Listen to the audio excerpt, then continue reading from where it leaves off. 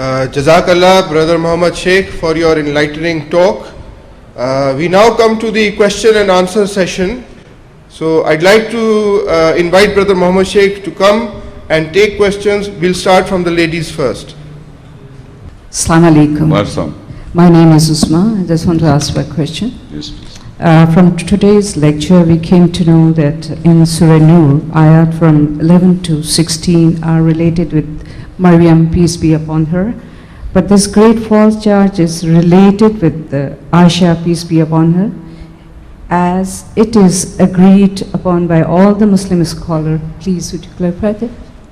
Yeah, I read so from 24 Surah and 11 to 16, the false charge is put on, and from the tradition on Hazrat Aisha.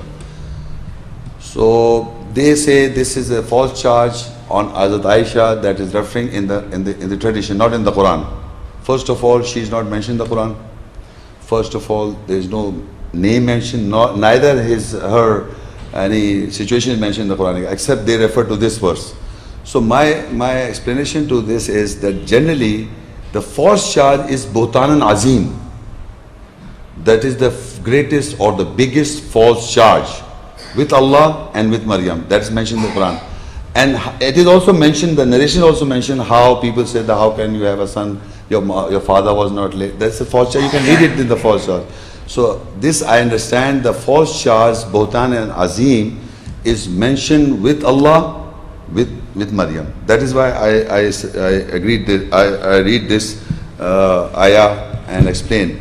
Now the word Buhtan, I just refer to one ayah. Surah Al-Ahzab 33 and ayah 57 and 58. The context is 56 if you read, Inna Allah wa malaikatu yusalluna ala nabi ya ayyuhalladhina amanu sallu alayhi wa sallimu taslima. Then further I read, Inna alladhina yu'dhuna Allah wa rasulah la'anahumullahu fid dunya wal akhirah wa adda lahum adhaban mubina. Walladhina yu'dhuna al-mu'minin wal mu'minat bighayri maktasabu faqad ihtamalu buhtanan wa ithman mubina.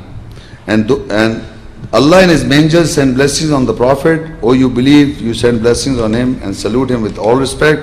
Those who annoy Allah and His messenger, Allah has cursed them in this world and the hereafter and has prepared for them a humanitarian penalty.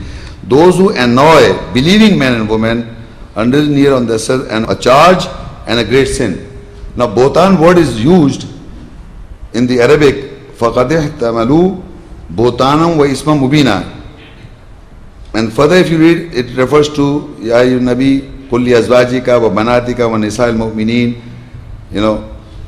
yudnina alayna min jalabibinna dhalika anna yu'afna fala yudain kana Allahu ghafurur rahima. So Buhtan word is used for believing women, that a charge can be put. But Buhtan and Azim, the Buhtan means false charge, but the biggest false charge, can anyone imagine a false charge beyond what involving Allah Almighty and on Maryam, peace be upon her? That is the biggest false charge. So the narration in Surah 24, Nur 11 that you're referring to, is if you read the context and the text and you analyze that Buhtan Azima is used for Maryam, peace be upon her, you can understand that. But if you say it's in the tradition with Hazrat Aisha, there is no mention in the Quran, her personality is not mentioned, neither this false charge is attributed to her is not mentioned in the Quran at all. Assalamualaikum. I'm Mrs. Tausif. What are the other proof in the Quran to establish the point that Isa, Jesus, has no father? Okay, you see the ayahs I have read, there are few other, the people still argue, so she's asking that what are the other proofs in the Quran that she does not have a father, or Maryam, she did not have a husband, or Maryam did not have Jesus did not have a father. That's the issue. You see, if you look, Surah At-Tehreem 66:10, ضَرَبَ اللَّهُ مَثَلِ الَّذِينَ كَفَرُوا امْرَأَةَ نُوحٍ وَامْرَأَةَ لُوطٍ كانتا تحت عبدين من عبادنا صالحين فخانتاهما فلم يغنيا عنهما من الله شيئا وقيل ادخلا النار مع الداخلين. Allah strikes an example for those who reject the wife of Nuh and the wife of Lut. From our servants they were under our 2 servants who correct themselves, but they were unfaithful to them, so they both did not benefit from Allah in anything about themselves, and both were told to enter the fire with those who were entering. Now in this ayah, if you note, it says Daraballah. I'm just making a point. The question is, what is the other proof that Maryam did not have a husband, or Jesus was not born of a father? Daraballahu mathalan lilladhina kafaru imra'ata Nuh wa imra'ata Lut. Here in the Quran, Allah says that the wife of Nuh and the wife of Lut is mentioned. The rest is they were righteous, they were unfaithful to the husbands, and then they entered into the fire. This is information. But the wife of Nuh is mentioned and the wife of Lut is mentioned. And if you further read, وَضَرَبَ اللَّهُ مَثَلًا لِلَّذِينَ آمَنُوا امْرَأَةَ فِرْعَوْنَ إِذْ قَالَ رَبِّ ابْنِ لِي عِندَكَ بَيْتًا فِي الْجَنَّةِ وَنَجِّنِي مِنْ فِرْعَوْنَ وَعَمَلِهِ وَنَجِّنِي مِنَ الْقَوْمِ الظَّالِمِينَ. Allah strikes an example for those who believe the wife of Fir'aun, the Pharaoh, when she said, "Oh my Lord, build for me a house near you in the garden, and save me from Pharaoh and his doings, and save me from those who are oppressors." Again, if you note in this ayah, for the rejectors, the wife of Fir'aun is mentioned.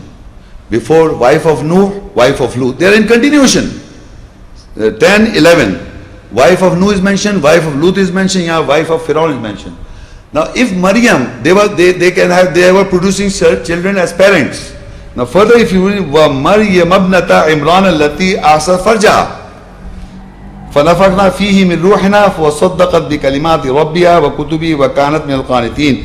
And Maryam, Mary, the daughter of Imran, if she had a pair, the first ayah was pair of Nuh and Lut. The second ayah is pair of wife of Fir'aun. If she had a husband, Allah would have said wife of so and so. No, she was a daughter of Imran. You see, wife of Lut alayhi salam, wife of Nuh alayhi salam, wife of Fir'aun, and wife of so to all Joseph, astaghfirullah. No, she was a daughter of Imran. That is why this is in continuation. Allah is explaining in these ayahs, the pairs were there, the wife and husband is also 3 times mentioned. And if she was the wife of somebody, astaghfirullah, then Allah would have mentioned. But he says she was the daughter of Imran. And the Maryam, the daughter of Imran, who fortified, guarded her gaps, private parts, we breathed into it, the gap, our ruh, the spirit. She was truthful with the words of her Lord and his books, and she was the devout one. The main point is that where the wife of the pairing is mentioned, the wife of Nuh alayhi salam is mentioned, wife of Lut alayhi salam is mentioned, in continuation, and wife of Fir'aun is mentioned, and then immediately comes the daughter of Imran is distinguished that she is not married, she did not have a husband, she produced a child by herself. Assalamu alaikum. Wa alaikum salam. Okay, my question is from Surah Nisa 4, ayah 11 and page 14. Okay. It's mentioned over here that surely those who came forward with the slander, defame, are a group from yourself, you do not account it to be bad for you, but it is better for you. How is it better for us? Better because now you have understood, meaning that people who have been a part of it, if you have understood, it will be better for you. But because people can get confused, it's a confusion arose from the ancient times, that people could not understand how can Maryam have a son. So people got involved. So Allah said, do not think it's bad for you, because Allah knows that mankind could not comprehend properly the concept of Jesus' birth from Maryam. So now if you understand, it would be better for you. If you stick by to your own thought and ideology, Allah further says, if you with your pride, it will have a grievous punishment. Better for you is because you don't know. The further ayat also say you don't have no knowledge. If you read the further ayats in the same continuity, further say you had no knowledge. You brought it on your mouths, you brought it on your tongues, which you had no knowledge. So it is better for you because you don't have. That is what Allah says, He is forgiving you. Because if you got involved in it just for hearsay, you start saying these things, and now if the knowledge has come to you, it is better for you to understand this, what is the truth in this context. It's saying that the group that came forward, Yeah. do not account it bad that they came forward. It Yeah, is better for you. Because you know from the truth from Allah's ayahs, the people that brought this information is amongst you. By hearing the Christian scholars and people are saying, and the non-Muslim are saying it, son of God, this and that. So information came to you. But if you don't know anything what I discuss all, you can only say kun fayakun, we already believe this. Allah said yes, be, and he was. So you understand, but you cannot explain. So when people start explaining things, they get mixed up. So it is better for you can say that.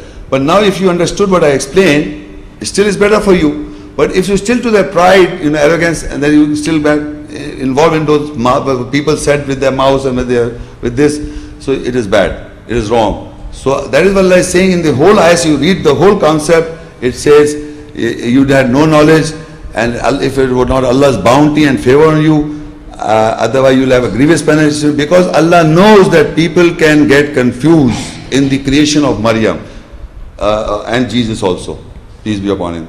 So she was the only mother or the only parent. Okay.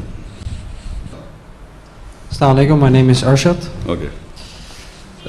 You just told us that Maryam, peace be on her, and Isa, peace be on him, had offsprings, while the tradition says that Isa, peace be on him, was never married. Yes. Are there any other ayats in the Quran showing us that Isa, peace be on him, had offspring? Okay. You see, the specific ayat that there is with name of Jesus not mentioned, but there is an ayat we can conclude from that. Surah Ar-Raad 13 Surah and 38 ayat. وَلَقَدْ أَرْسَلْنَا رُسُلًا مِّن قَبْلِكَ وَجَعَلْنَا لَهُمْ أَزْوَاجًا وَذُرِّيَّةً وَمَا كَانَ لِرَسُولٍ أَن يَأْتِيَ بِآيَةٍ إِلَّا بِإِذْنِ اللَّهِ لِكُلِّ أَجَلٍ كِتَابٍ. And without doubt from before you we sent messengers, and we made for them wives and offsprings, progenies, and it is not for any messenger that he comes with an ayah, a sign, except with the permission of Allah. There is a book for every appointed time. In this ayah, if you will note, the messenger is used in plural, and it is addressed to Muhammad, peace be upon him. وَلَقَدْ أَرْسَلْنَا رُسُلٌ مِّن قَبْلِكَ. The messengers came before you, refer to Muhammad, peace be upon him, that messengers came before you, and Isa, peace be upon him, was before Muhammad, peace be upon him. That's what the Quranic understanding is. So the messengers came before you, that is Muhammad, peace be upon him, before. وَجَعَلْنَا لَهُمْ, and for all of them, azwaj. They had wives, وَذُرِّيَّةً. So they had offsprings. So Jesus, peace be upon him, is included. We cannot exclude Jesus, peace be upon him. Before Muhammad, peace be upon him, Jesus, peace be upon him, came, and the rest of the messengers came, and Jesus had wives and offsprings.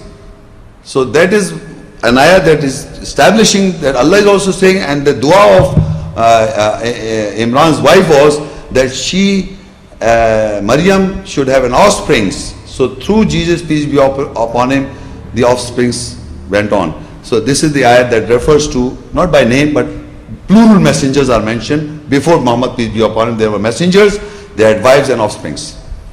Jazakallah. Ladies and gentlemen, we are now coming to the final conclusion of the program. So, Assalamu alaikum wa rahmatullahi wa barakatuh.